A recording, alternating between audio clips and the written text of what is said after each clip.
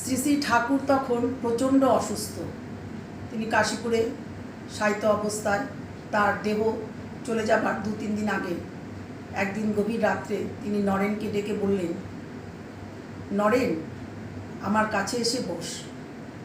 আজ আমি তোকে আমার সমস্ত শক্তি, জ্ঞান, আমার সমস্ত কিছু তোকে আমি দান করে আমি ভিখারি হয়ে যাব, আমি নিঃস্ব রিক্ত হয়ে যাব, যার জন্য যে শক্তির দ্বারা তুই সারা জগতের কল্যাণ সাধন করবি। আর ত্যাগী সন্ন্যাসীদের দায়িত্ব আমি তোকে দিয়ে গেলাম। তোর কাজ শেষ হলে তুই যথাস্থানে ফিরে যাবি।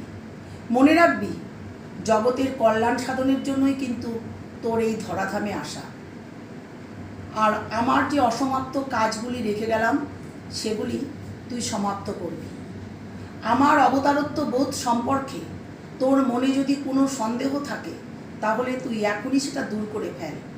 মনে রাখবি যে রাম সেই কৃষ্ণ, সেই রামকৃষ্ণ হয়ে জগতের পাপ দূর করে পুণ্যকে, ধর্মকে প্রতিষ্ঠা করতে এসেছে।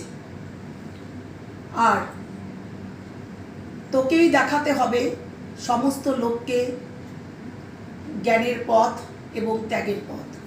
মনে রাখবি, কলকাতার বুকে বা বাইরে অসংখ্য পোকার মতন মানুষ কিলবিল করছে।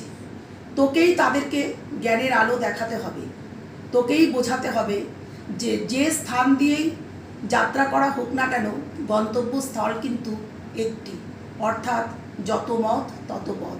সেখানে কোনো জাতি, ধর্ম, বর্ণ কোনো কিছুই বাধা মানবে না।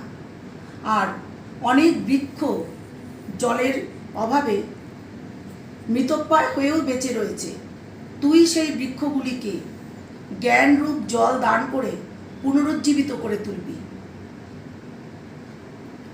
তখন এই সমস্ত কথা শুনে নরেন ঠাকুরকে বললেন, আমি তোমার সব কথা শুনবো ঠাকুর, কিন্তু তুমি আমায় একটি কথা দাও যে তুমি আমায় কোনো দিন ছেড়ে যাবে না।